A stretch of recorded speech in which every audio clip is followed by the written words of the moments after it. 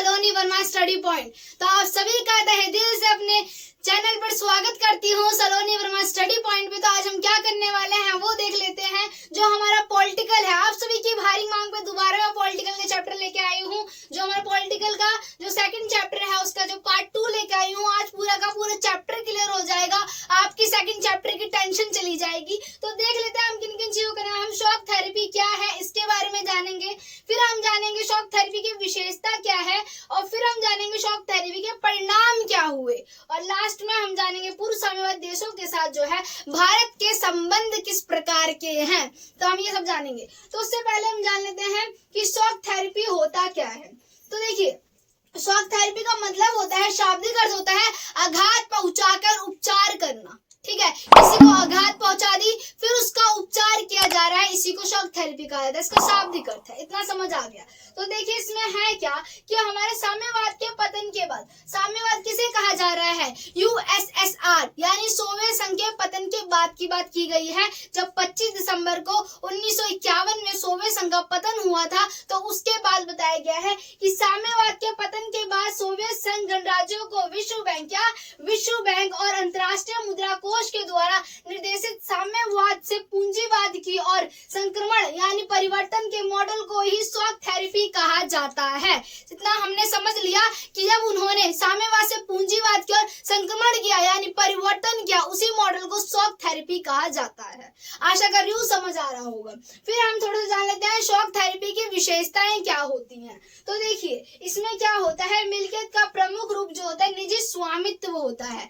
पहले क्या हो रहा था कि हमने साम्यवाद अपना रखा था, राज्य क्या करती थी कि किसी का स्वामित्व नहीं होता था, राज्य के अंडर में सारी चीजें होती थी और सारी फैसिलिटीज जो होती थी, संसाधन जो होते थे, वो सभी नागरिकों को जो है प्रदान किए जाते थे, है ना, हमने समझ लिया था। परंतु अब क्या हो रहा है, जो मिल्कियत होती है, ठीक है, यानी जो मान लो कोई संपदा है, ठीक है, उस संपदा पे निजी स्वामित्व हो रहा है, किसी एक व्यक्ति का स्वामित्व हो रहा है, तो इसी को क्या कहा जाता है। तो देखिए ये इसकी पहली विशेषता हो गई। ठीक है, हमने देखा ये पूंजीवाद की ओर संक्रमण कर रहा है। ठीक है, ये पहले साम्यवाद की ओर चाहता था। इस मॉडल को अपनाते हैं कि साम्यवाद में जो है किसी एक की नहीं सभी की भूमि होती है, कोई भी संसाधन होगा तो सभी का उस पर अधिकार होगा। ठीक है, जो सरकार है वो सभी चीजों को प्रोवाइड कराएगी सभी को बराबर। परंतु इन्होंने जब पूंजीवाद व्यवस्था को अपनाया तो किसी एक का जो है मिल्कियत पे निजी स्वामित्व हो रहा है, इतना समझा हमने।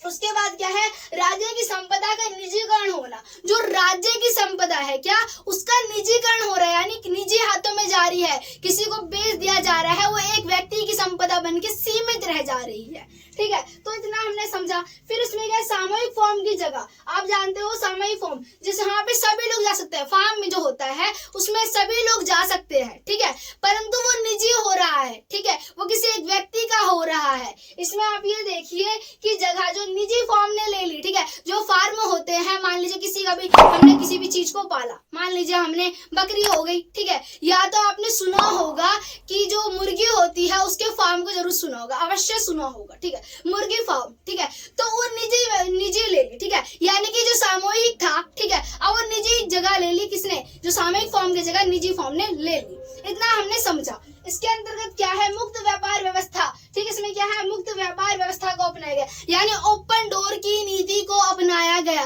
सभी के लिए जो है व्यापार व्यवस्था को खोल दिया गया, सभी चाहे वो गरीब हो चाहे अमीर हो, सभी आए और क्या करें, चीजों को बेचे, व्यापार करे। अमीर हो रहे तो अमीर होए, गरीबों के लिए कोई प्रावधान नहीं किया गया, उन्हें किसी प्रकार की विशेष जो है संसाधन या फिर कोई भी प्रकार के विशेष संशोधन नहीं किए गए, उन्हें संरक्षण नहीं दिया गया।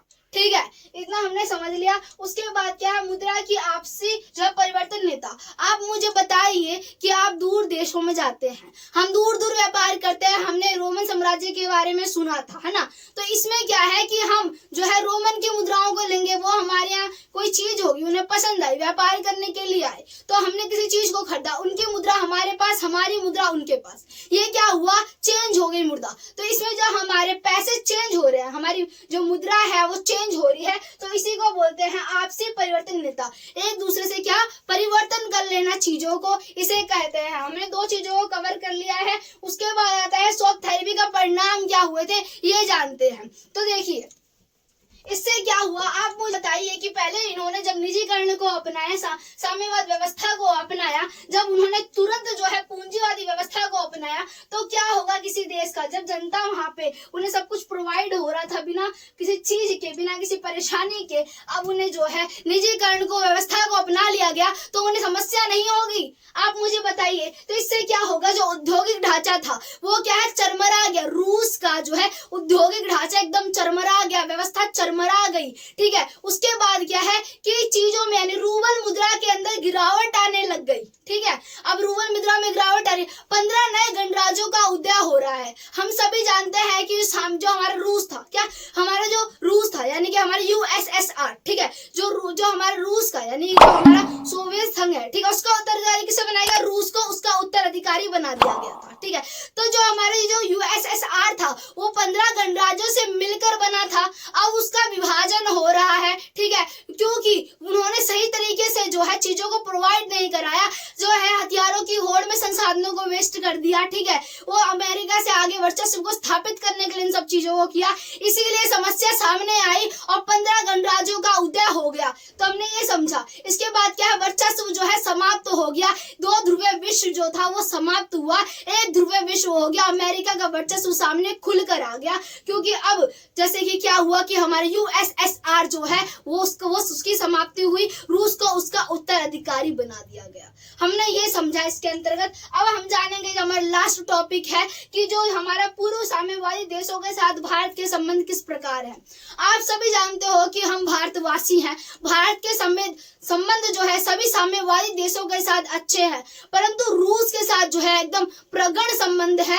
बहुत ही घनिष्ठ मित्र हैं, आपकी लैंग्वेज में बेस्ट फ्रेंड है, ठीक है। वो क्या है, एक दूसरे के बेस्ट फ्रेंड हैं। जो इन दोनों का सपना जो है बहुध्रुवीय विश्व का है, ठीक है। इन दोनों का सपना क्या है, बहुध्रुवीय विश्व का है। 2001 में, कब, 2001 में इन्होंने जो है 80 द्विपक्षीय समझौतों पर हस्ताक्षर किए थे। दोनों ने, किसने, रूस ने और किसने, भारत ने, इन दोनों ने ही किए थे। जो रूस है, ठीक है, जो रूसी तेल है, ठीक है, रूस के हथियार जो होते हैं भारत उसका आयात करता है, रूस के तेल का आयात करता है भारत, रूसी हथियारों का भी आयात करता है भारत, ठीक है। दोनों का सपना बहुध्रुवीय विश्व का है। दो हमारा क्या हुआ था, गोवा में 2016 में 17वां शिखर सम्मेलन हुआ था। उसमें क्या हुआ था कि जो हमारे भारत के जो प्रधानमंत्री है श्री नरेंद्र मोदी जी और जो अमेरिका के राष्ट्रपति, इन दोनों ने ही क्या कहा कि हमें चीजों को और आगे बढ़ाना पड़ेगा, रक्षा करनी पड़ेगी, जो झगड़े होते हैं, ठीक है, उसे वार्ताओं द्वारा, बातचीत के द्वारा हल करना पड़ेगा,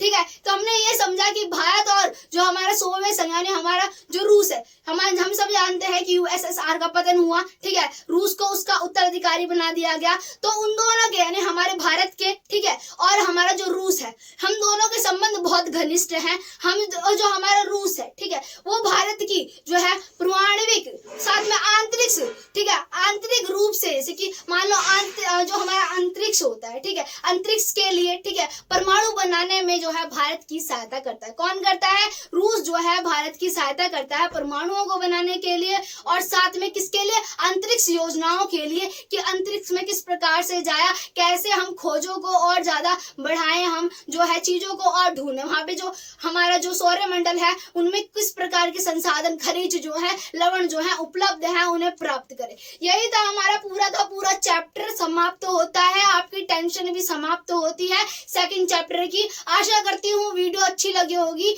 प्लीज लाइक सब्सक्राइब कर दीजिएगा। Thank you so much.